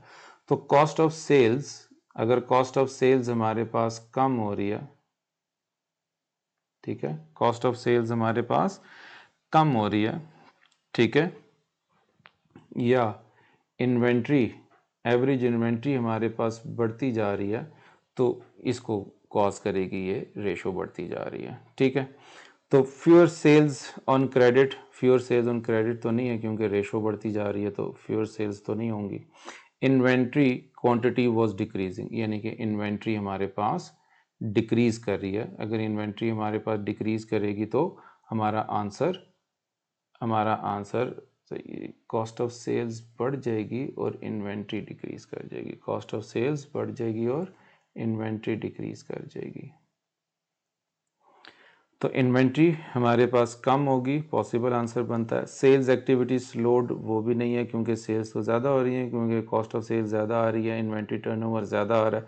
Selling price increase, selling price increase करने से माइट भी पॉसिबल हमारे पास तो कुछ सेल्स लॉस्ट भी हो सकती हैं, तो लेकिन फिर भी सेल्स रेशो हमारे पास इन्वेंट्री टर्नओवर की रेशो बढ़ रही है, तो इसका मतलब है हमारा डिनोमिनेटर जो है, हमारा डिनोमिनेटर कम हो रहा है, हमारा डिनोमिनेटर कम हो रहा है, जिसकी वजह से हमारा जो इन्वेंट्री टर्नओवर का आंसर जो है वो ज़्यादा आता जा रहा है। ठीक है, फिर 24th है हमारे पास, 24th के कहता है G M use the straight line method, उसने कहा जी स्ट्रेट लाइन मेथड को फॉलो करता है ईयर 1 में, एंड रिड्यूसिंग बैलेंस मेथड को ईयर 2 में फॉलो करता है for depreciation of non current assets, which accounting principle M fail to apply, के एम ने कौन सा अकाउंटिंग प्रिंसिपल को फॉलो नहीं किया। ठीक है, तो कंसिस्टेंसी, कंसिस्टेंसी तो होता है कि हमारे पास business should be consistent in applying the accounting policy, उसने इसको फॉलो नहीं किया, पॉसिबल आंसर है। डुअलिटी तो डबल एंट्री सिस्टम है, यहाँ पे अप्लाई नहीं होता। Matching is related to charging expense against the income, वो भी नहीं है यहाँ पे। प्रूडेंस है हमारे पास, asset should be understated rather than being overstated, तो वो भी नहीं है यहाँ पे। तो हमारे पास कंसिस्टेंसी, कंसिस्टेंसी क्या कहता है कि जो पॉलिसी एक साल फॉलो की है वही पॉलिसी आपने नेक्स्ट ईयर भी फॉलो करनी है, वही पॉलिसी आपने नेक्स्ट ईयर भी फॉलो करनी है। पॉलिसी में चेंज आ सकती है, वो आप जाके A2 के अंदर पढ़ेंगे कि हम पॉलिसी कैसे चेंज कर सकते हैं, स्टैंडर्ड्स के अंदर पढ़ेंगे। फिर उसके बाद हमारे पास आ जाएगा 35 which is the last one. क्या कहता है जी, revenue should only be regarded as earned when the legal title of goods and services passes from the seller to buyer. Yes, कि जब तक के जो लीगल टाइटल है वो हमारा जो लीगल टाइटल है या पोजेशन जो है वो जब तक बायर के पास चली नहीं जाती, ठीक है, रिस्क एंड रिवॉर्ड्स ट्रांसफ़र नहीं हो जाते, ठीक है, इसको हम कहते हैं रिस्क एंड रिवॉर्ड्स ट्रांसफ़र नहीं हो जाते, तब तक वो रेवेन्यू कंसीडर नहीं होता, ठीक है। Which accounting principle does this statement refer to, कि जी किस अकाउंटिंग प्रिंसिपल को ये स्टेटमेंट रेफर करती है कि revenue should only be regarded. अब गोइंग कंसर्न तो हमने पढ़ा कि जी business will be going concern कब होगा, जब business will continue its operation for the foreseeable future, तो वो तो यहाँ पे अप्लाई नहीं हो रहा foreseeable future. Matching, matching concept अभी बता दिया कि इनकम और एक्सपेंस को चार्ज ऑफ करना अगेंस्ट एक दूसरे के, तो वो भी यहाँ पे रिलेट नहीं कर रहा, ठीक है। Money measurement concept, money measurement concept कहता है assets anything which can be measured into money is brought into the books, ठीक है। और रियलाइजेशन कॉन्सेप्ट क्या कहता है हमारे पास कि जब भी आप किसी ट्रांजैक्शन को रियलाइज करेंगे कि वो हो गई है, तब आप उसको बुक्स में रिकॉर्ड करेंगे। रियलाइजेशन ट्रांजैक्शन क्या कहती है कि when you realize a transaction has occurred, कि कौन सी ट्रांजैक्शन अकर हो गई है, ठीक है, कौन सी ट्रांजैक्शन अकर्ड हो गई है। अकर्ड का मतलब इट हैज बीन अकर्ड और हैपन, या आप उसको रिकॉर्ड करने के लिए it is ready. Different concepts हैं इसके बारे में, रियलाइजेशन कॉन्सेप्ट के बारे में, कि रियलाइजेशन मीन्स कि फॉर एग्जांपल किस वक्त आप कोई ट्रांजैक्शन रिकॉर्ड करेंगे। फॉर एग्जांपल बिजली का बिल आ गया, तो उस वक्त आप उसकी ट्रांजैक्शन को रिकॉर्ड करेंगे या बिल पेमेंट करने के बाद ट्रांजैक्शन को रिकॉर्ड करेंगे, ठीक है। Both of the concepts are correct. Different businesses bill आने पे रिकॉर्ड कर लेते हैं, डिफरेंट बिजनेसेस बिल पे करने पे रिकॉर्ड करते हैं, लेकिन बिल आ गया तो एक्सपेंस तो बन गया, बिल आ गया एक्सपेंस तो बन गया, वेदर यू पे और नॉट, आपका एक्सपेंस तो बन गया। तो रियलाइजेशन कॉन्सेप्ट क्या कहता है कि किस वक्त हम किसी ट्रांजैक्शन को रिकॉर्ड करेंगे, किस वक्त हम किसी ट्रांजैक्शन को रिकॉर्ड करेंगे, ठीक है। तो दैट इज़ ऑल। आप इस please do take care of my channel, follow करें, शेयर करें इसको अपने क्लास फेलोज़ के साथ। एंड यू फाइंड आउट कि कोई चीज़ इसमें ऐसी है कि आपको हेल्प आउट कर रही है, तो प्लीज़ अपने साथ क्लास फेलोज़ को और बाकी लोगों को भी इसके बारे में बताएं। Thank you very much.